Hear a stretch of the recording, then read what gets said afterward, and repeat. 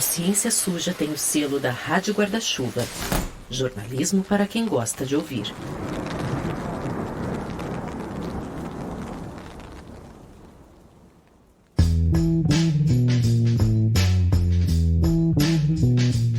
Oi, gente, tudo bom? Só para avisar que esse episódio faz parte de uma parceria com o Observatório de Políticas Científicas do Instituto Questão de Ciência, o IQC, e tem apoio do Instituto Serrapilheira. O observatório tem o objetivo de estimular o uso de evidências na elaboração de políticas públicas de ciência e tecnologia no Brasil. Os episódios dessa parceria, e são 6 episódios, têm um formato de mesa-cast, de debate, que é diferente dos nossos episódios regulares da segunda temporada, que tem aquela pegada mais narrativa que você já está acostumado. Esses episódios de debate, os mesacasts, eles vão ser publicados às quintas, a cada 15 dias, intercalando com os episódios regulares. Tomara que você goste!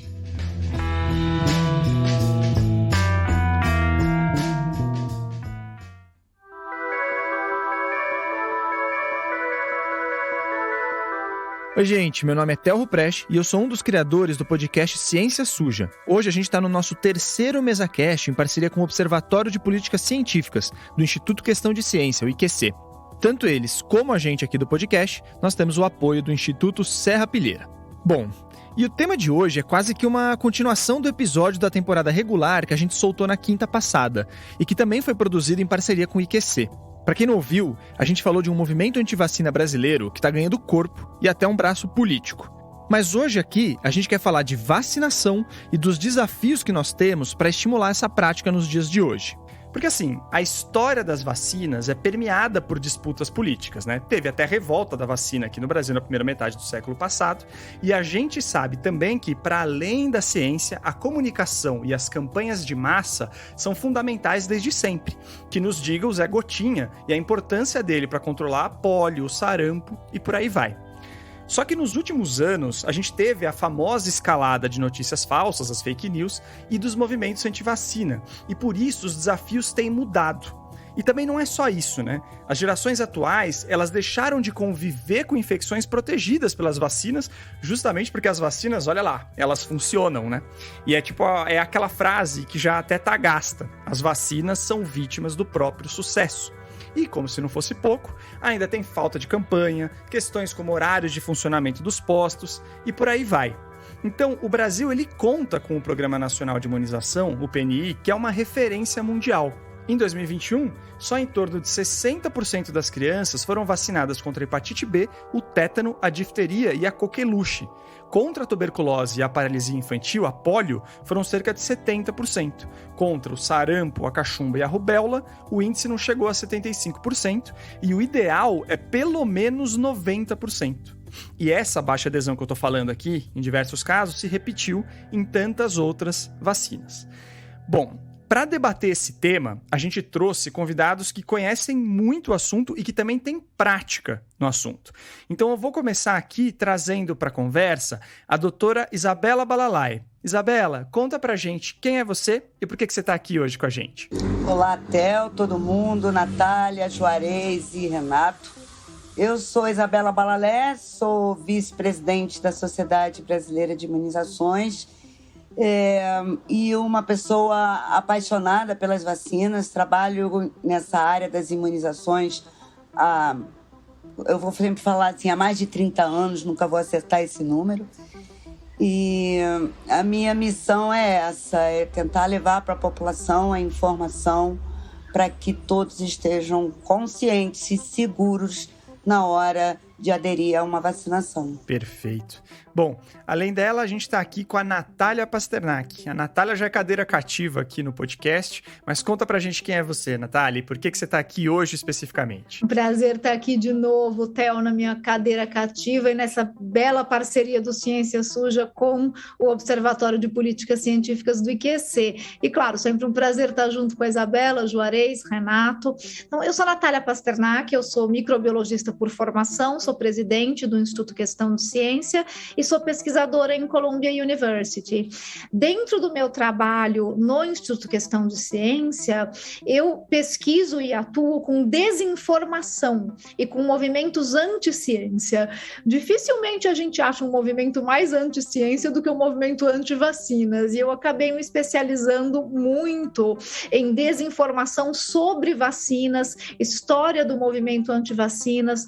Nos livros que eu escrevi, vocês encontram capítulos sobre isso. E no meu trabalho de pesquisa em Colômbia, eu participo de grupos de pesquisa sobre hesitação vacinal, ou seja, qual é a motivação das pessoas para se vacinar ou não se vacinar. E essa é uma pesquisa muito necessária, infelizmente, nos dias de hoje, porque o movimento anti-vacinas é um movimento que ganhou muita força no mundo, principalmente em alguns locais da Europa, África e Estados Unidos. Ainda não com tanta força no Brasil, mas crescendo, e a gente sofrendo aí, como você falou, Theo, com baixas coberturas vacinais. Então essa é a minha contribuição para o tema, como alguém que estuda desinformação sobre vacinas. Legal. Bom, além da Natália e da Isabela, a gente está aqui também com o Dr. Juarez Cunha. Juarez, conta pra gente quem é você e por que você está aqui. Olá, Theo, um prazer estar contigo e com quem está nos escutando nesse podcast do Ciência Suja. Um prazer estar com a Isabela e com a Natália e com o Renato, né? São parceiros já de muito tempo que a gente tem falado muito sobre esse assunto, né? Hesitação vacinal.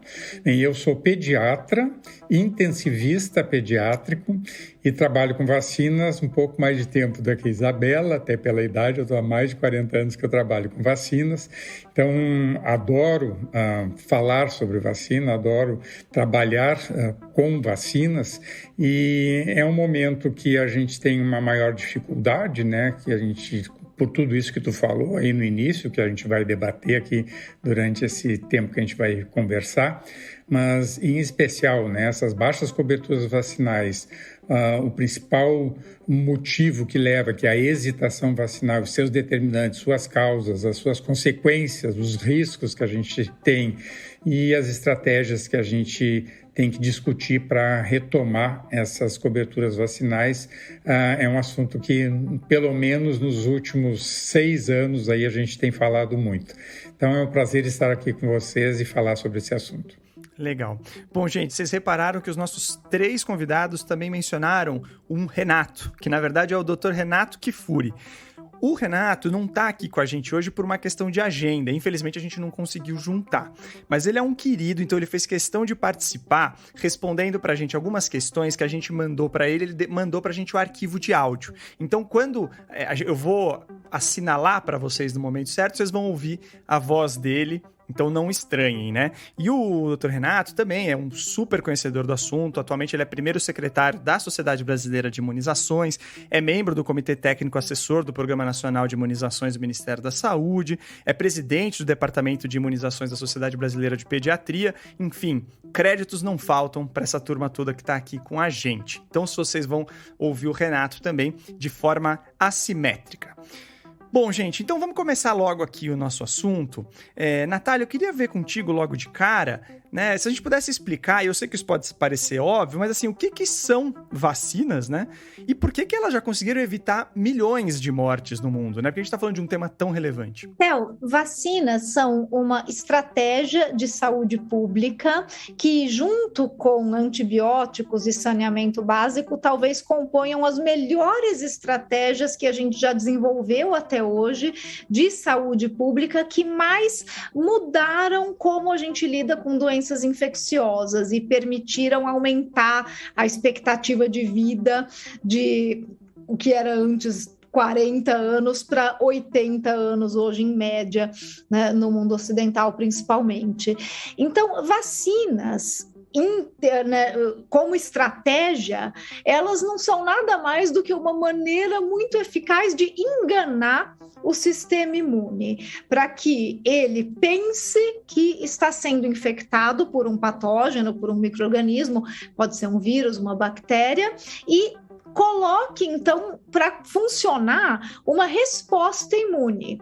Então, você engana o sistema imune com uma estratégia vacinal, que pode ser o micro-organismo mesmo, morto ou inativado, como a gente chama, ou enfraquecido.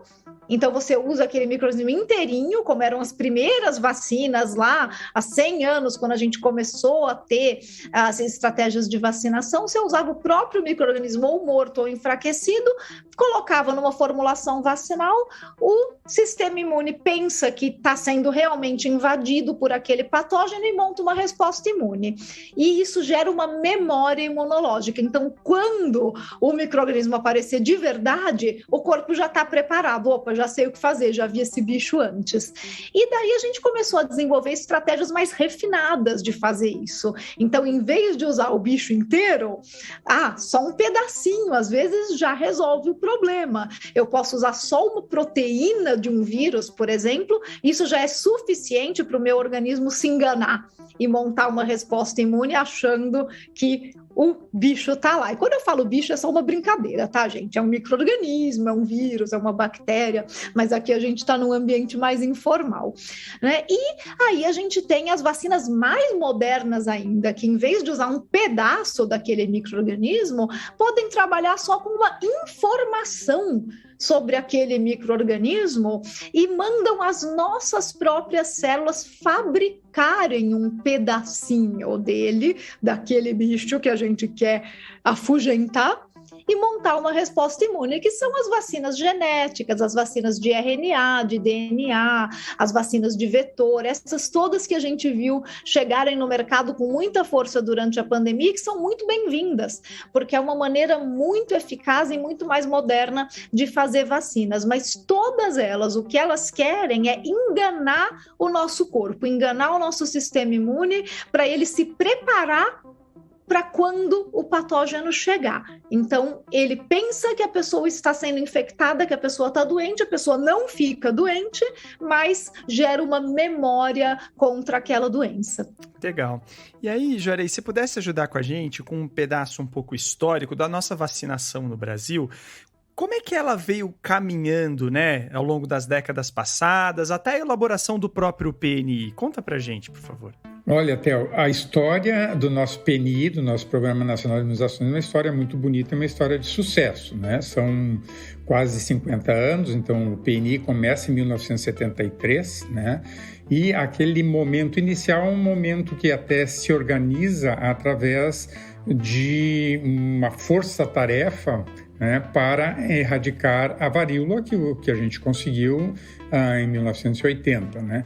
Então, o PNI surge ali e o grande feito que a gente tem nesses 50 anos, né, e principalmente nas primeiras décadas, que foi um programa que toda a população foi conhecendo, né, se apropriando e fazendo parte, porque o PNI, todas as campanhas que o pessoal conhece mais, as campanhas de pólio lá do início, né, principalmente na década de 80 e 90, eram campanhas que era uma festa, né?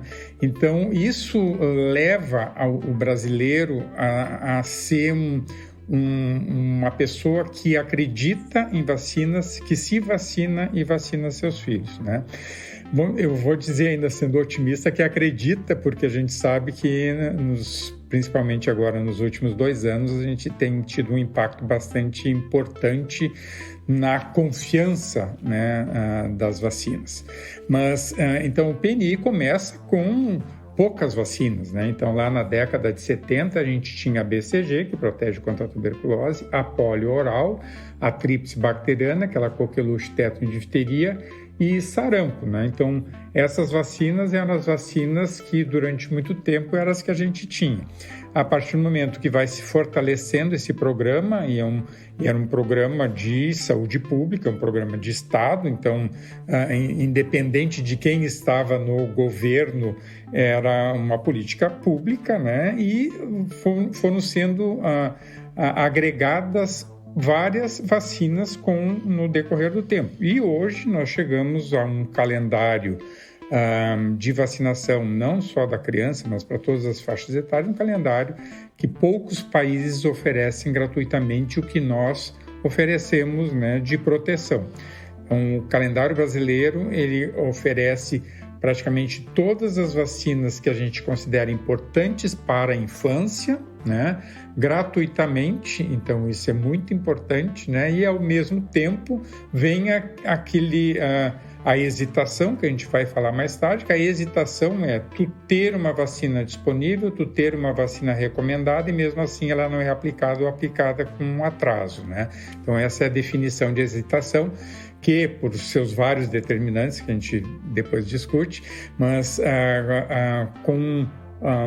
principalmente a queda na confiança, no meu ponto de vista, é o principal motivo aí que a gente tem nas quedas das coberturas vacinais, em especial nesses últimos 2 anos, a gente tem daí um impacto muito importante. Mas a década de 90 e a primeira década de 2000, 2010, nós atingimos coberturas excelentes em todas as vacinas que eram oferecidas e que foram sendo agregadas, né? É claro que também de 2010 para cá houve um número também de vacinas que foram entrando no calendário. Então, como eu falei, é um calendário maravilhoso, ele é muito completo e é muito complexo, né? Mas a partir de 2014, 2015, começa a ter um impacto de queda nas coberturas vacinais e isso vem sendo discutido desde 2016, 2017 a gente já falava sobre isso, até que em 2019 a Organização Mundial de Saúde coloca, né, como uma das 10 ameaças à saúde pública mundial a hesitação vacinal. Então essa é a nossa história, uma história muito linda de sucesso, reconhecida não só por nós brasileiros, mas também por toda a comunidade internacional.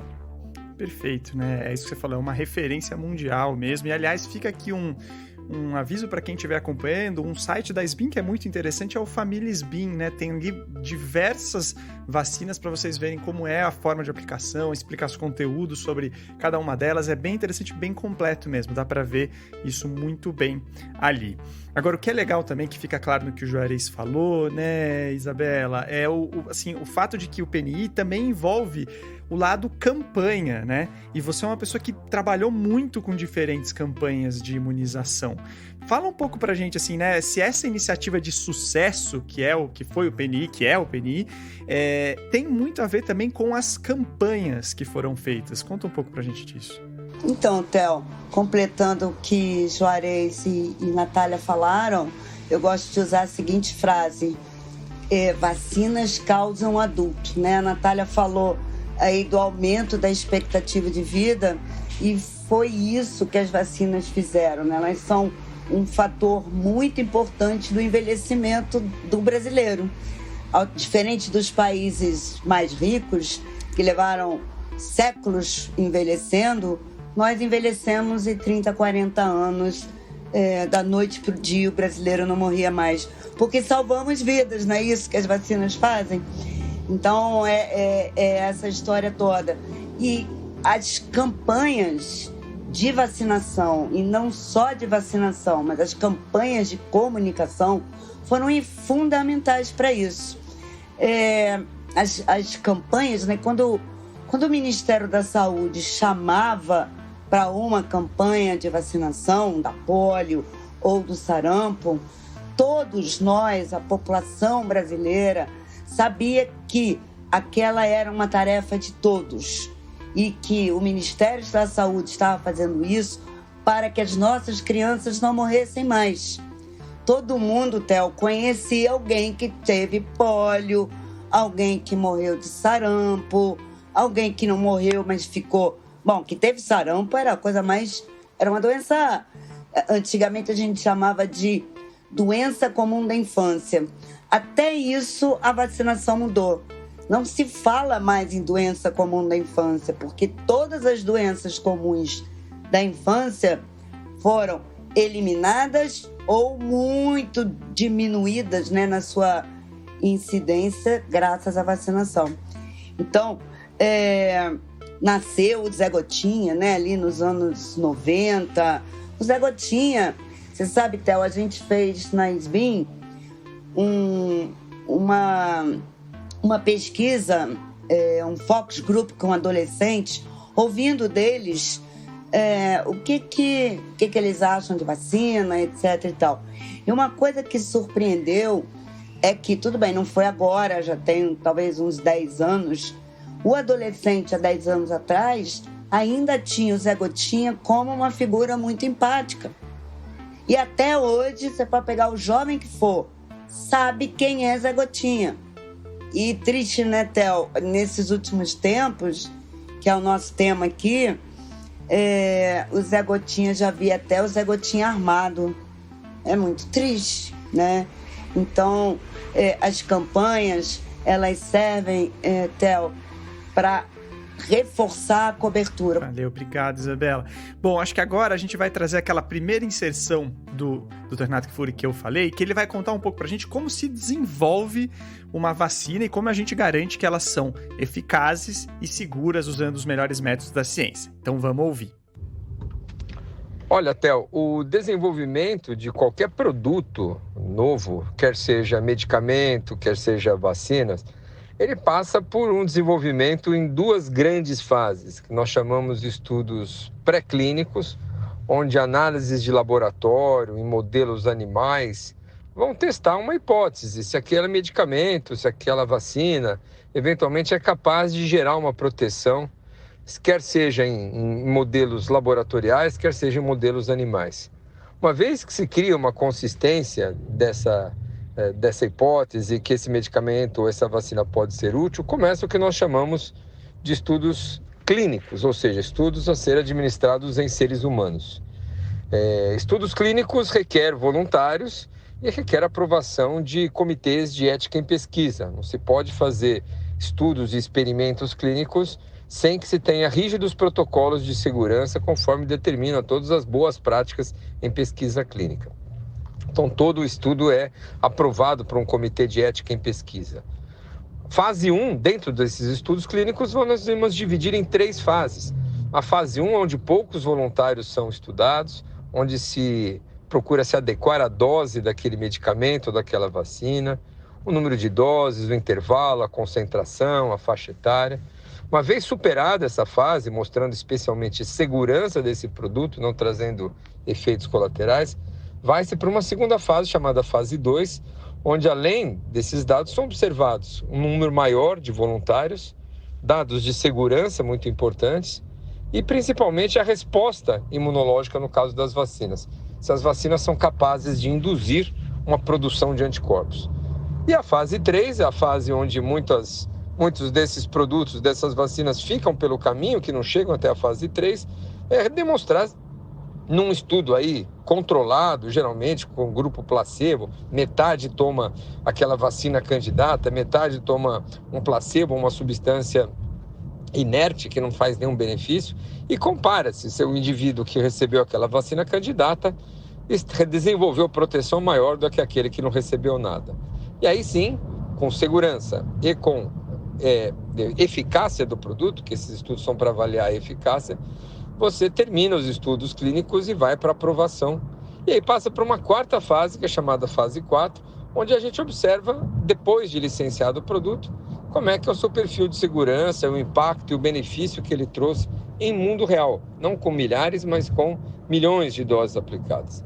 Então, todo produto que chega à população, quer seja uma vacina ou medicamento, ele cumpriu rigorosamente todos esses protocolos. Não há nenhum medicamento, não há nenhuma vacina que não passou por todo esse processo. Com as vacinas Covid não é diferente. Bom, mas Natália, acho que é importante a gente tocar, só fazer um pequeno adendo aqui, porque uma coisa que a gente tem ouvido muito, né, e aí sim de grupos que estão mais ligados a movimentos anti-vacina e tudo mais, é o fato de que as vacinas contra a Covid são experimentais, né? O Kfouri já mostrou pra gente que na verdade não, mas explica assim, né? Ajuda a diferenciar pra gente o que seria um produto experimental do que é uma vacina. Até porque continua se estudando essas vacinas, mas isso não quer dizer que elas são experimentais, né, Natália? Um produto experimental é aquele que está em fase de testes. Então, quando você participa, por exemplo, de um estudo clínico, você sabe que você está fazendo parte de um experimento e você assina um termo de consentimento de que você entende que aquele produto ainda não foi aprovado para o mercado e você está ajudando a testar. Então, você vai lá como voluntário e aquele produto, sim, enquanto está na fase de testes, é um produto experimental. A gente tem muitos medicamentos que recrutam pessoas para esses testes, vacinas também, porque em algum momento todo medicamento e toda vacina vai ter que passar por testes em humanos, como o Renato explicou. Então, durante a fase de testes, o produto é experimental. Depois que ele foi aprovado pelas agências regulatórias, ele não é mais experimental, mas ele pode passar por um uso emergencial, que foi o que aconteceu com as vacinas de Covid e que deu margem a essa interpretação aí, que para algumas pessoas é uma interpretação realmente ingênua, a pessoa teve dúvida, e a interpretação maldosa que foi feita em cima disso pelo movimento anti-vacinas para se aproveitar dessa designação que as agências regulatórias dão de vacina emergencial ou em estado de emergência, que é só uma aprovação mais rápida que as agências regulatórias fazem, porque estamos numa emergência sanitária e elas precisavam ter uma maneira mais rápida de aprovar e de disponibilizar essas vacinas no mercado. Não quer dizer que as vacinas não passaram pelo período de testes. Elas passaram, como todas as outras vacinas, mas que elas tiveram uma aceleração no processo de avaliação e para colocar no mercado das agências regulatórias. Então, isso é uma diferença. Uma coisa é experimental, outra coisa é uso emergencial. E mais ainda, né, Theo, mesmo depois que as vacinas até passaram do uso emergencial para o uso regular, como é o caso hoje das vacinas de Covid, o pessoal ainda continua falando que elas são experimentais. Então, elas não são, elas passaram por todos os testes que são requisitados, que são pré-requisito para aprovação das agências regulatórias, elas passaram por todas as fases de teste como qualquer outra vacina, foram aprovadas para o mercado. Toda vacina, mesmo depois que ela é aprovada para o mercado, ela continua sendo observada. Não quer dizer que ela é experimental, isso acontece com todas elas. Ela continua sendo acompanhada e observada, por quê? Porque quando ela está no mercado, é a oportunidade de ver como que essa vacina vai se comportar em milhões de pessoas. É muito mais do que os milhares de pessoas que a gente pode colocar dentro de um teste clínico. Então, efeitos adversos muito, muito raros, eles podem nunca ter aparecido nos testes clínicos, mas eles vão aparecer quando a vacina está no mercado. E isso é muito bom.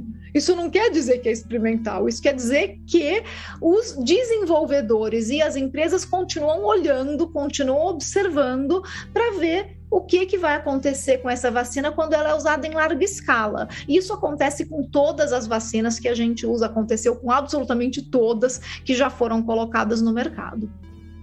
Só queria fazer uma observação, né, Theo, que na realidade isso é para qualquer medicamento, né? Isso não é só para as vacinas, né? Então, esse momento de observar e de fazer a vigilância, que a gente chama de fase 4, é muito importante, mas não só para vacinas, para qualquer medicamento funciona assim, né? Agora, Juarez, um outro argumento que se usa, esse, às vezes até associado algumas questões políticas, é o lado, assim, a perda de liberdade, né? Essas vacinas obrigatórias, elas não deixam a gente fazer o que a gente quer e tudo mais, né? E assim, embora a gente não obrigue fisicamente as pessoas a tomarem vacina no Brasil, de fato existem algumas restrições a direitos civis para quem não cumpre o calendário vacinal, né, no SUS. E para criança e adolescente, você tem inclusive um artigo do Estatuto da Criança e do Adolescente que define obrigatoriedade de vacinação para esse grupo. Então, como é que a gente explica, Juarez, que vacinação não é uma violação de direitos civis, de liberdade? É quase que o contrário, na verdade, né? Eu acho que a forma mais simples que eu vejo assim, para explicar para as pessoas É mostrar exatamente o que a Natália colocou antes, né? O que significa uma vacina? É uma proteção do indivíduo, né? E uma proteção da coletividade. Então, eu acho que isso a gente falou muito durante a Covid, mas antes disso, quando a gente falava, eu preciso ter uma imunidade de grupo, imunidade coletiva, né? Que para algumas vacinas eu preciso ter 95% de cobertura vacinal, como por exemplo o sarampo, né? Então, o que significa isso, 95%? Que eu vou estar protegendo não só aquele indivíduo e vou proteger aqueles 5% que não fizeram, ou porque eles não poderiam fazer, ou infelizmente aqueles que são anti-vacina, né? Então, eu acho que é uma posição, no meu ponto de vista, muito egoísta, né? Quando você não vacina teu filho, porque as pessoas, em geral, vão se beneficiar da imunidade coletiva, né? E o que eu acho, o que eu chamo de egoísmo, porque eu tenho aquele grupo que não vai poder se vacinar. Então, o sarampo é um bom exemplo, é uma vacina de vírus vivo atenuado. Ela não pode ser aplicada em crianças imunodeprimidas ou adultos imunodeprimidos.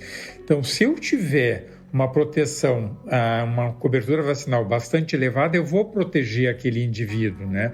Então, significa que eu vou ter uma menor possibilidade daquele vírus circular e aquela pessoa se contaminar, né? Então, eu sei que tem uma discussão muito grande disso, nós já falamos muitas vezes também sobre isso, sobre vacina mandatória, vacina obrigatória, o nosso próprio ECA diz isso, né? E pelo PNI também isso é dito, né? Que as vacinas do PNI, elas são obrigatórias, a não ser que tenha algum motivo médico que contraindique. Mas nós sempre preferimos ir pelo lado do convencimento dessas pessoas de só as vantagens, né? O valor que as vacinas têm e as vantagens que a gente tem em vacinar. Então, as doenças, elas são sempre piores em relação à mortalidade, então complicações e morte, elas são muito piores do que os raríssimos eventos adversos que as vacinas podem causar, né? Então, quando as pessoas falam, né, que estão sendo feridos seus direitos individuais, eu acho que é uma posição que, infelizmente, acabou aumentando, né, o número de pessoas que estão pensando dessa forma, mas, no meu ponto de vista, é uma posição extremamente egoísta, que não pensa, uma pessoa que não pensa, não só não pensa em si, nos seus filhos, e não pensa na coletividade. Posso complementar rapidinho? Eu acho que uma das coisas, e que a gente até já discutiu, né, Juarez, sobre essa questão das liberdades individuais, é uma questão que foi trazida num debate que eu fiz com o meu coautor e também meu marido, Carlos Orsi, quando a gente estava debatendo sobre o livro Contra a Realidade. E ele trouxe uma questão que eu achei muito interessante, que ele falou que o problema das liberdades individuais é que elas são imediatas. Então, você sente a sua liberdade sendo tolhida no momento em que é aprovada uma regulamentação de que você é obrigado a se vacinar, e você fala, poxa, eu estou sendo obrigado, estão tirando a minha liberdade, você sente aquilo na hora, enquanto que a possibilidade da doença e da morte é uma coisa mais abstrata, que está longe, que geralmente só acontece com os outros, não com você, né? Ninguém acha que vai ficar doente e morrer, mas a perda da liberdade você sente na hora que é feita a lei, que é feita a regulamentação, então ela é mais palpável, e as pessoas se sentem mais agredidas e é mais próximo, enquanto que uma doença que pode ou não pode acontecer e que eu acho que não vai acontecer comigo, é um conceito muito abstrato. Então acho que isso é algo que a gente tem que trazer para as pessoas também, que a probabilidade da doença é muito real, e que essas doenças matam e matavam no passado. A gente tinha uma estatística antes da gente ter vacina para as diversas doenças infecciosas, principalmente essas, como a Isabela falou, de infância, que 20% das crianças morriam de doenças infecciosas antes de completar 5 anos de idade. Isso é uma probabilidade muito alta de algo que sim, pode acontecer com você, com os seus filhos. E acho que a comunicação tem que ser feita um pouco nesse sentido, né? Baseada na probabilidade e na questão da coletividade, como o Juarez falou, de outras coisas que a gente aceita com muita naturalidade. A gente aceita a proibição de fumar em locais fechados porque isso agride a saúde do outro. Então, a gente aceita isso. Isso não é geralmente questionado. Talvez os fumantes fiquem meio chateados de ter que sair, mas eles saem para fumar em local aberto. A gente aceita a restrição de não beber se a gente vai dirigir. A gente não acha que está ferindo a nossa liberdade individual de dirigir bêbado. Então, tem diversas restrições de vida em sociedade que são mais naturalmente aceitas do que essa questão da vacina. E talvez a gente deva usar isso como exemplos para falar que, olha, a vacinação é uma questão tão natural de proteger a saúde coletiva como a de fumar em ambiente fechado e forçar todos os outros a ficarem inalando a fumaça. Um bom exemplo também é o uso de cinto de segurança, né? Quem é que... Porque assim, tu é multado se tu não usa o cinto de segurança. E para que tu tá usando o cinto de segurança? É para te proteger, e é claro que tu vai ter... Se tu te acidentar, tu vai ter consequências econômicas até para o próprio saúde, para o Ministério da Saúde, para tudo. Mas é tão simples... E eu acho que até no início, eu acho que tinha essa discussão, né, de liberdade, mas quem é que discute atualmente, né, usar ou não o cinto de segurança? Né? O que eu acho que é triste, Theo, é que essa questão da obrigatoriedade, ela existe desde 1974, a obrigatoriedade de vacinar a criança, não é nada novo. Triste é ver autoridades públicas que trouxeram o principal argumento do antivacinista, porque isso que Natália colocou muito bem, é uma coisa que mexe, né? Tem gente que se vacina, é a favor da vacinação, mas briga pela liberdade de não vacinar. Mas não briga pela liberdade de não usar o cinto de segurança, porque não faz sentido, né? Então, o antivacinismo nasceu muito dentro disso.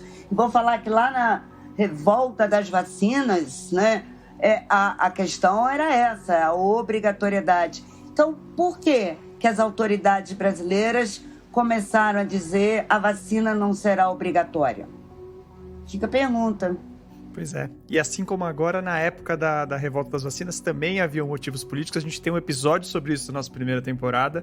Fiquem de olho. E, aliás, neste episódio, a gente entrevistou a Isabela. E aí, assim, eu, ao longo da minha carreira de jornalista, já falei com a Isabela algumas boas vezes. Eu já atormentei ela umas boas horas, assim, da vida dela. E, assim, uma coisa que eu sempre ouvia dela era: o movimento antivacina no Brasil não pegou. Nessa última conversa que eu tive no podcast com ela voltou a falar disso, mas a gente teve uma conversa que me pareceu que ela estava, eu não sei se é desanimada a palavra, Isabela, no sentido, mas assim, um pouco mais pessimista, talvez, eu não sei se é isso, né? E a gente chegou a falar. E assim, eu tô trazendo isso porque eu queria entender um pouco com você por que essas taxas estão caindo. É mesmo o movimento antivacina ou parte dele? Ou, na verdade, tem muito mais por trás disso? O que você pode trazer para a gente nesse sentido? Então, Theo, ainda bem que você percebeu que eu estava desanimada. Eu realmente estou muito preocupada. Assim, todos nós, né? É muito triste ver o que está acontecendo com o país. Então, as causas para essa baixa da cobertura vacinal... a gente tem aí vários fatores. Vamos lembrar que isso começou, como o Juarez falou no princípio, começou de 2013 para cá. E ali o antivacinismo, ele era muito pequeno, ele já existia, ele era importado. Na realidade, poucos grupos aqui no Brasil que recebiam o conteúdo de inglês traduzido já para português, ou vídeo em inglês com legenda, ou o próprio texto. Aliás, os antivacinistas continuam fazendo isso, né? Eles trocam. A gente está começando a aprender isso. Então, começar a trocar o que a gente tem de conteúdo positivo, como eles trocam os conteúdos negativos. É tudo igual. Então, com a Covid e com a institucionalização do negacionismo no Brasil e o apoio das autoridades federais à não vacinação pelo menos contra a Covid, mas não existe, né, Theo, pelo menos contra a Covid. Se você é contra a vacinação, você é contra a vacinação. Então, hoje, o antivacinismo, ele cresceu não em número de postagens, mas ele cresceu na estruturação. O perigoso é a estruturação. São poucos grupos, poucas pessoas com uma capacidade e dinheiro para comunicar como nenhum de nós tem. Vamos falar que quando eu faço um vídeo aqui, estou fazendo podcast com você, ou um vídeo pela sociedade, ele é publicado, ele pode estar num site, ele pode estar no Face, no Instagram, mas o que faz um vídeo viralizar é não só a forma de falar, né? E a gente está se aprimorando em tocar mais o coração das pessoas, porque o antivacinista, ele toca, ele diz assim: você sabia que seu filho pode morrer dessa vacina? Você, pior, sabia que várias crianças morreram dessa vacina? Eu cheguei a ver a viralização de um vídeo de uma menina, era um vídeo de uma menina se vacinando contra a Covid. Filha da vida, como a gente viu tantos, né? Ela mostrando ali para as pessoas, pegaram esse vídeo e escreveram o seguinte: que Deus a tenha, como se a menina tivesse morrido. Isso viralizou e a menina não morreu, nem de vacina, nem de Covid, nem de nada. A menina estava viva. Então, essa estruturação, cada vídeo desse, você sabe que eu não clico em vídeo nenhum, que cada clicada em vídeo é dinheiro que entra. Então, quando a gente fala de conflito de interesse, né, o antivacinista adora dizer que nós que defendemos as vacinas temos conflitos de interesse com a indústria. Não, nós temos conflitos de interesse com a saúde da população. E os conflitos de interesse que a gente tem com a indústria que seja, são conflitos transparentes. E os conflitos dos antivacinistas, ninguém conhece. Pois é. E tem estudo mostrando que há, né, esse conflito, né? Muitos remetem ao mesmo site, muitas vezes. Aí você tem as ditas terapias naturais, que muitas vezes são eventualmente vendidas, cursos são vendidos, você tem todo um mercado aí que certamente afeta, né? Só para não ficar também nesse lado também, a gente queria discutir um pouco esses outros pontos, né, que podem também estar afetando a nossa vacinação. Então, não sei se postos de saúde, né, essa coisa de ser vítima do próprio sucesso. Juarez, que mais que você elencaria aí que acaba que de uma forma ou de outra pode tornar um pouco mais desafiador hoje em dia a gente, vamos dizer, vender a importância da vacinação? Bem, lá em 2019, quando a Organização Mundial de Saúde coloca como uma das 10 ameaças à saúde pública, ela classifica em 3 Cs, né? Os determinantes da hesitação. Um deles é a complacência, né, que até a gente já falou aqui, mas é interessante repetir, que é a falsa sensação de segurança que as pessoas têm de doenças que elas nunca viram ou não conhecem, e nunca viram e não conhecem porque foram vacinadas, né, e achar que daí não precisam se vacinar ou vacinar seus filhos. Então, esse é um resumo de complacência, né? A conveniência vem para esse lado que tu falou, que eu acho que pega mais a parte de estrutura física, de horário de funcionamento, mas, do meu ponto de vista, entra muito também a parte de recursos humanos, em especial a capacitação dos nossos profissionais de saúde e a valorização dos profissionais de saúde. Que, no meu ponto de vista, se a gente não tivesse tido a pandemia de Covid, o SUS, sei lá o que teria acontecido, porque o SUS virou um herói na pandemia, ainda bem, né? Porque eu não sei qual seria o futuro do nosso SUS se não fosse a pandemia. Então, o SUS se manteve, o nosso PNI também, né? Apesar de ter ficado, acho que 6 meses sem coordenação, em plena campanha de vacinação, é inacreditável, mas isso mostra que não tem uma valorização dos nossos programas de saúde pública e nem dos nossos profissionais. E tu precisa valorizar esses profissionais e tu precisa capacitar esses profissionais, né? Então, esse eu acho que é um fator importante. Não é só ter horário de funcionamento estendido, fim de semana. O profissional tem que estar muito bem preparado para tirar essas dúvidas, que as principais dúvidas que as pessoas têm, elas vão levar para a ponta, para o profissional de saúde, e ele tem que estar capacitado para isso, né? Então, esse entra aí na conveniência.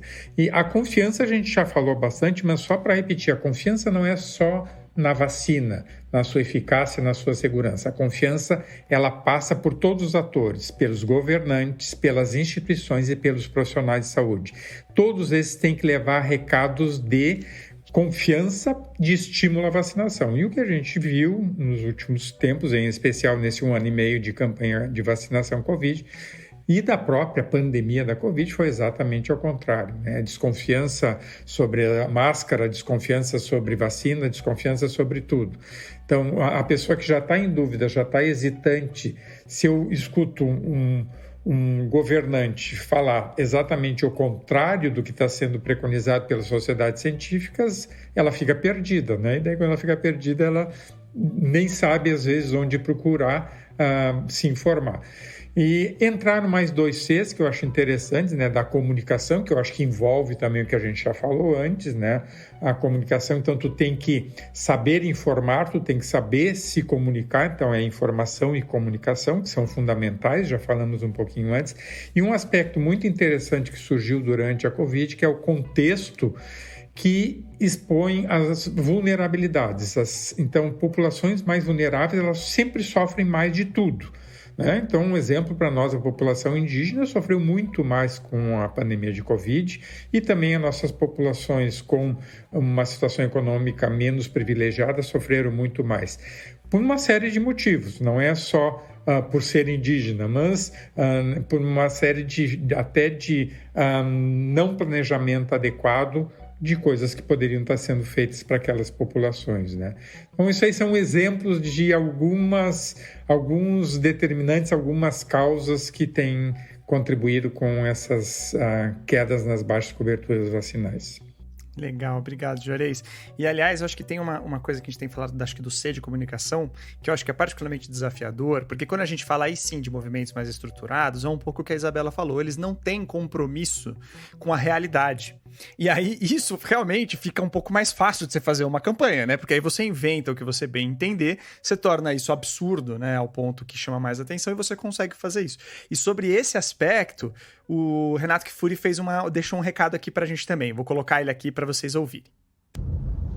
Em geral, os grupos anti-vacinas se baseiam muito no anticientificismo, divulgando informações equivocadas, muitas vezes amedrontando famílias, e no caso, às vezes, adultos até, sobre os riscos eventuais das vacinas. Sempre desprovido de evidências científicas, mas com discursos muito aterrorizantes, falsos, né, que muito difícil, muitas vezes, de serem desmentidos pela população. E quando são, pela comunidade científica, dificilmente tem o mesmo impacto que teve a divulgação sensacionalista que se obtém a viralização de muitos desses conteúdos. Infelizmente, essa é uma ferramenta nova da comunicação digital que tem propiciado essa escalada do antivacinismo, das fake news, que ganha uma notoriedade, um rápido compartilhamento, e o seu desmentido, né? A sua contestação raramente tem o mesmo efeito. Mesmo porque, normalmente, toda essa contestação, ela não é apelativa, ela é científica, ela é difícil, muitas vezes, de ser comunicada com a população, enquanto a falsidade, o que se coloca contrário à vacinação, é sempre de maneira apelativa, sempre de uma maneira sem nenhuma responsabilidade e nenhum embasamento científico. Então, é baseado nesses discursos anti-vax que eles conseguem penetrar na população. E vão mais, colocando risco. Você vai deixar o seu filho ser vacinado, você vai deixar seu filho ter consequências graves dessas vacinas, você tem certeza? Ou seja, qualquer indivíduo, ou muitos indivíduos, ficam sensibilizados se não se dão ao trabalho de checar as fontes, muitas vezes se intitulam professores, especialistas na área, e colocam em risco a população desinformada, ou muitas vezes pouco informada de como checar essas fontes, se são realmente verdadeiras e confiáveis, acabam ficando inseguros e hesitantes para se vacinarem. Isso tem sido a grande maioria da tônica dos quadros ou dos casos de antivacinismo e da divulgação de fake news. Se baseiam em notícias alarmistas, desprovidas muitas vezes por profissionais da saúde, o que é mais lamentável ainda, alarmistas e que colocam medo, hesitação nas famílias em se vacinarem por conta do medo, especialmente dos efeitos colaterais. Não dizem que a doença não é importante, não dizem em geral que não era necessário, mas que a vacina vai trazer mais riscos que benefício. Precisamos combater com informações de qualidade e, principalmente, orientar a população como buscar informações confiáveis. Bom, agora que a gente ouviu isso, Natália, tem também, né, a própria Isabela falou também que existem campanhas anuais, né, de vacinação. Mas realmente parece que a gente não vê mais, né, na TV, ou vê muito pouco, ou não vê nas redes sociais, enfim, parece que desapareceu de certa forma, né? Isso, assim, tem motivo para isso estar acontecendo? É motivo político para isso estar acontecendo? Você acha que, de fato, há uma questão aqui também? Theo, o motivo é falta de investimento, ou seja, em algum momento a gente parou de achar relevante investir em campanha de vacinação. E quando a gente fala em campanha, é campanha informativa, campanha de comunicação. Não é só você fazer a campanha dizendo que dia que vai ter, onde que vai ter e qual a vacina. É você explicar por que aquela vacina é importante, por que a gente precisa tomar, chamar as pessoas, envolver as pessoas, fazer com que as pessoas realmente participem daquela campanha de vacinação e tenha uma participação ativa, uma participação realmente mais celebrativa. A gente deixou de celebrar as vacinas já há muito tempo nas campanhas. Então, se você pega campanhas mais antigas, desde a época da ditadura, inclusive, tinha campanhas muito bem dirigidas para trazer as pessoas para a vacinação, para justamente tirá-las da complacência e construir a confiança. Então, mostrar por que as vacinas são importantes, por que precisa se vacinar e por que eu devo confiar nas vacinas como estratégia de saúde pública que foi extensivamente estudada e é segura e eficaz. Aí pega, por exemplo, campanhas que você não vai lembrar porque você é muito jovem, mas que o pessoal mais velho que está escutando vai lembrar do Sugismundo e do Doutor Prevenildo, que são da época da ditadura, do comecinho do PNI, mas que eram campanhas muito legais e muito envolventes, porque elas eram divertidas, elas mostravam o Sugismundo como aquele personagem bobo que não queria vacinar. E o Sugismundo era bobo em todos os sentidos, ele não tinha muita noção de vida em sociedade, ele não queria tomar banho, ele jogava lixo no chão, e ele também não se vacinava, e não vacinava os filhos. E daí vem o doutor Prevenildo e explicava, Sugismundo, não seja bobo, olha aqui como vacina é importante, previne contra esse monte de doenças, e seus filhos vão ser saudáveis e não vão ter essas doenças graves. E daí o Sugismundo, então, era convencido a vacinar os seus filhos. Depois disso, a gente teve também a criação do Zé Gotinha para a campanha de pólio, que foi um personagem também que trouxe muito envolvimento emocional para as campanhas. Então, a gente perdeu essa capacidade de envolver a população, de engajar, e a gente começou a fazer campanhas que eram só informativas. Dia tal vai ter vacina contra pólio no posto de saúde X no horário Y, e depois a gente parou de fazer até isso. Nem campanha informativa mais a gente faz. Então, as pessoas não sabem quando elas têm que se vacinar, qual é o horário do posto, qual é a idade das crianças. Tudo isso, a informação existe, está tudo lá no site da SBIM, por exemplo, para quem quiser se informar. A informação está disponível, mas campanha é exatamente para fazer essa informação chegar em quem precisa na hora que precisa, e não assumir que as pessoas vão buscar essa informação porque sim. E a gente parou de investir nessas campanhas que realmente envolvem a população e que envolvem vários atores da sociedade. Então, teve épocas que as campanhas envolviam atores, líderes religiosos, líderes comunitários, para dar o exemplo, para que as pessoas se sintam mais seguras. E isso a gente parou de fazer há muito tempo. Então, não é de se espantar que, além desses motivos todos que o Juarez falou, de complacência, de confiança, a gente tem aí as campanhas dentro realmente da questão da conveniência, das pessoas entenderem quando, como e por que elas devem se vacinar para quais doenças. Se a gente não retomar isso, não existe como fazer vacinação, não existe vacinação sem campanha. E se você deixar, até eu acho que vale dizer que, né, você falou, eu estava reticente na última vez que a gente conversou, o brasileiro continua acreditando na importância da vacinação. O que ele não acredita mais é no risco de não se vacinar. Ele não conhece o risco de vacinar. E ninguém conta para ele, quer que ele lembre que antigamente tinha pulmão de aço. Não, nem médico hoje viu isso. Eu não vi pulmão de aço. Então, assim, a prova disso, a gente vê como a nossa adesão à vacinação Covid foi alta. Não dá para dizer que a gente não teve sucesso. Apesar dos antivacinistas. E em que momento os antivacinistas realmente impactaram? Quando a gente começou a discutir a vacinação da criança com menos de 5 a 11 anos. Tentaram com adolescentes, não conseguiram. De 5 a 11 se prepararam muito bem. E a gente teve que assistir uma audiência pública, né? Antes teve uma consulta pública perguntando para a população se ela era a favor ou contra. E na audiência pública, os antivacinistas que destroem as vacinas sem nenhum embasamento científico, nenhum mesmo, tiveram toda a palavra. E quando a gente olha a cobertura em adolescente, olha a cobertura em criança, a gente viu como impactou. E para finalizar, porque eu acho importante, o que eles fizeram, além de dizer que a vacina era perigosa, mais do que isso, eles destruíram a gravidade da doença para a criança.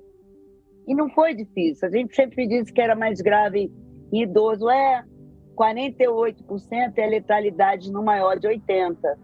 No menor de 1 é de 8%. Caramba, é quase 1 em cada 10 crianças. Então, eles destruíram o que é a mola que mais faz o brasileiro procurar vacina, que é a percepção de risco. Bom, a Isabela tocou alguns pontos interessantes aí. O primeiro é que essas pessoas que foram... Primeiro que essa audiência pública não tinha que ter acontecido, essa consulta pública era um absurdo por si só, né? Mas, em acontecendo, as pessoas que foram chamadas para ali, né, Isabela, tinha gente muito séria que foi chamada.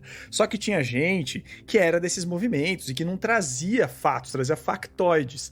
E isso, né, para quem avalia, para quem estuda esses movimentos pseudocientíficos, quando você consegue colocar uma pessoa da pseudociência para debater com uma pessoa da ciência e você não consegue dar mais espaço para outra ou conseguir debater de forma bastante integral todos os problemas apontados por essa pessoa da pseudociência, o que acontece é que a teoria pseudocientífica ela quase que fica no mesmo patamar dos cientistas sérios, porque eles estão ali tendo que estar no mesmo espaço. E eu não estou falando que estava errado os cientistas sérios estarem ali. Pelo contrário, foi muito importante eles estarem ali para pelo menos tentar frear o dano. Mas aquilo ali, né, eu lembro, por exemplo, de falas muito importantes do próprio Renato Kfouri, do Safad também ali, que falaram coisas muito interessantes, mas ela era quase que uma contenção de danos ali, né, Isabela? Porque, assim, o que vinha na sequência eram absurdos atrás de absurdos, com fatos errados, tirados de contexto, né?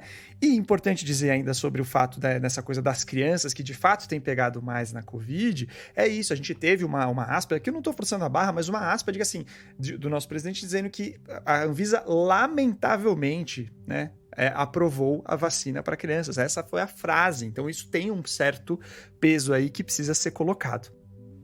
Até o pior do que isso é ele próprio dizer que não vacinaria a sua filha.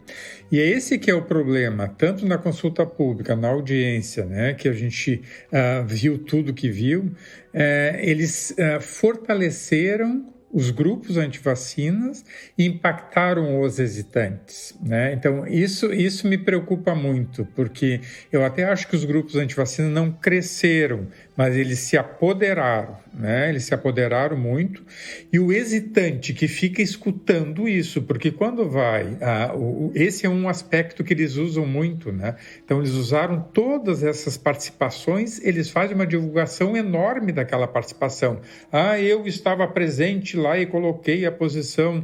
E bem como tu falou, a gente fica comparando, né, como se fossem iguais, e não são. Enquanto eu tenho 1000 motivos, né, científicos que me colocam a favor de vacinação, ele vai ter 10 que são contra a vacinação e ele consegue explorar esses 10, eles ficam como se fossem muito parecidos, né? E eles conseguem passar esse recado com muita inteligência, infelizmente, né? Pois é. Eu diria, Théo, que a discussão entre o antivacinista e alguém representando a ciência e, entre aspas, né, limitado às evidências científicas, eles vão ganhar. Porque são médicos, na sua grande maioria, então eles têm um raciocínio e são capazes de cometer fraudes, usar os dados da maneira que quiser. Então, a gente ouviu numa manifestação oficial do Ministério da Saúde dizerem que 4.000 pessoas morreram depois de tomar da vacina. Quando o próprio relatório do Ministério da Saúde diz 4.000 pessoas morreram, que tinham tomado a vacina, morreram, mas nenhuma com relação com a vacina. Então, por que foi feito isso, né? Então, a criatividade da não ciência, ela não tem limite. E incrível é que eu já ouvi de um desses que defendem a não vacinação, e principalmente a vacinação de criança, mas que já dizia isso antes, que tudo isso começou com os tratamentos, né? Primeiro foram os tratamentos. Todos que defendiam os tratamentos que até hoje não foram concluídos, né? Não concluídos, não. Todos eles já foi demonstrado que não tratam Covid. Antes a gente dizia que não tinha dado, agora a gente tem. Todos demonstrados cientificamente sem nenhum benefício para o paciente. Mas eu ouvi de pessoas, né, desses grupos, dizendo que não ia ficar preso às evidências científicas, que isso é uma prisão. Gente, evidência científica foi uma evolução da ciência e do compliance, né, de ser ético, de você não poder dizer nada que não tenha sido demonstrado. A gente se limita a isso. Eu não posso dizer, eu acho que, eu entendo que, eu só posso dizer aquilo que eu tenho como comprovar cientificamente. Pois é. E é aquela coisa, né? A equação, o tempo que você demora para desfazer uma notícia falsa é maior do que o tempo gasto para criar uma. Isso tem um problema grande aí e que remete ao fato que a gente vai ter que lidar com esse tipo de questão de forma estrutural, como sociedade, porque nessa forma, assim, né, agências checadoras que fazem um grande trabalho, claro, mas elas não vão dar conta do recado. A gente precisa trabalhar como sociedade junto nessas questões, né? E isso que você falou de autonomia é a famosa autonomia para fazer mal, né, Isabela? É uma maluquice isso quase, né? Bom, mas você tinha falado também, Isabela, dos pulmões de aço, né, que eram, né, as crianças, né, eram grandes filas daquelas máquinas, eu nem sei exatamente como descrever aqueles equipamentos, mas que geravam uma pressão negativa para crianças que tinham poliomielite poderem, de certa forma, respirar, porque elas tinham paralisia do músculo responsável pela respiração, gente. Então, assim, este é o tipo de doença que a gente está falando, né? E o que eu queria perguntar para vocês, se a Isabela quiser começar, mas, por favor, Joris, pode complementar, é a coisa de que doenças, né, que a gente está com medo que elas possam retornar por causa dessas baixas taxas de vacinação. Bom, número 1, lá em cima no topo, a poliomielite, essa dos pulmões de aço, né? Claro que a maioria da população não sabe o que era poliomielite pode matar. a sequela, normalmente nos membros, né, de uma paralisia flácida. Era normal nas ruas você ver pessoas, quem já viu, fica com uma perna bem típica, que a gente olhava e disse, isso foi pólio. Mas esses pulmões de aço, Theo, era porque os músculos, assim como o músculo da perna, qualquer músculo do corpo pode ser paralisado pela pólio. E os músculos que fazem a gente respirar, porque o pulmão precisa de musculatura para respirar, paralisados eram a maior causa de mortalidade por pólio. A gente tem aí, a gente já viu o sarampo voltar. Bom, eliminamos junto com o sarampo, que é a mesma vacina, né, a tríplice viral, a rubéola congênita. Uma forma, quer dizer, de mulheres que grávidas tiveram a rubéola, na maioria das vezes, sem saber, porque a rubéola, na maioria das vezes, é assintomática, então você não sabe, e esses bebês nasciam com... É uma síndrome congênita, né, que vai de problemas cardíacos, surdez, retardo mental, que já foi um grande problema no Brasil, hoje eliminado. Bom, já estamos vendo casos de rubéola. Se não temos cobertura para tríplice viral, voltaremos a ter rubéola e cachumba. Cada uma, vamos falar de doença, de meningite. Hoje temos 3 vacinas contra meningite.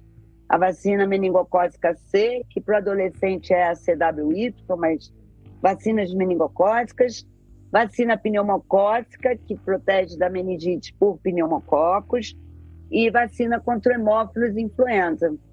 No meu tempo, e no do Juarez também, não tinha plantão de pediatria sem um caso de criança grave por hemófilos influenza. Começamos a vacinar e sumiu, não tem mais caso. Então, essas doenças que para a população são mais graves, né, e são muito graves, letalidade de 20% a 30%, de 20% a 30%, elas podem voltar a causar surto. A gente já viu o surto de doença meningocócica lá no Espírito Santo, por exemplo. Eu queria só fazer um comentário, Theo, até para as pessoas entenderem, eu como sou intensivista, 2 coisas aí, 2 aspectos que a Isabela falou que eu acho interessante.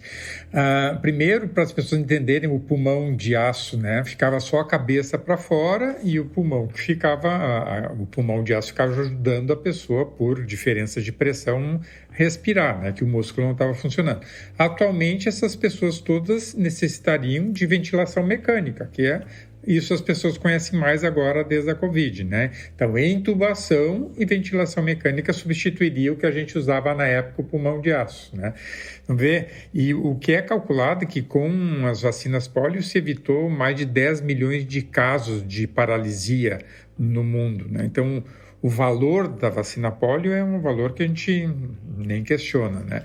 E a outra, né, sobre as meningites que a Isabela falou. Nós tivemos uma redução, hemófilos, que é uma das bactérias que causa meningite, desde a introdução da vacina, que eu acho que foi lá no início dos anos 2000, diminuição de 90% dos casos de meningite por hemófilos, meningococo e pneumococo, em torno de 70% de diminuição das meningites por essas bactérias, né?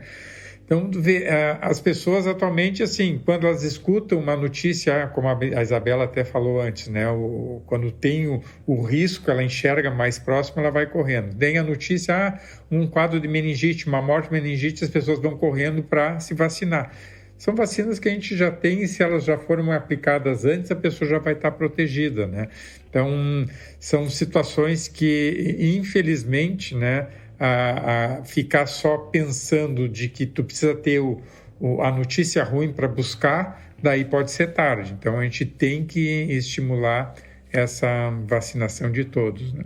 Legal. Importante pensar na vacina como que ela é, né? Que é uma arma preventiva como pouquíssimas outras têm, né? Porque na hora que tem, né? Quando teve aquele surto de febre amarela, todo mundo foi correndo pro posto, aí faltava vacina, aí tinha toda essa questão. Mas depois dos anos seguintes, acho que a coisa começou de novo, né? As taxas de vacinação por febre amarela começaram de novo a decair. Então a gente precisa começar a entender que a vacina é toda hora pra gente se prevenir, né? Um pouco. E, Theo, eu acho bem interessante até o exemplo da febre amarela, que a febre amarela é uma vacina obrigatória para vários países, né? De outros países de viagem. Então, mesmo o antivacina, ele aplica a vacina febre amarela para viajar, porque é obrigatório, né? É claro que também tem alguns motivos que a gente pode ter que contraindicar a vacinação. Mas esse é um bom exemplo, né, de que as pessoas nunca questionaram antes, né? Se a pessoa quer ir para a Austrália e não faz a vacina da febre amarela, ela nem embarca. Ponto. Cadê a liberdade individual? Não tem liberdade individual, não vai. O que é mais triste é que eu vi alguns casos que chegaram para mim de pessoas que não queriam vacinar seus filhos, mas aí resolveram viajar e vacinaram o filho para viajar. Então, cadê o medo da vacina, né? Então, assim, é isso, é hesitação, é muita maldade tudo isso, né? Colocar tanta coisa ruim na cabeça das pessoas.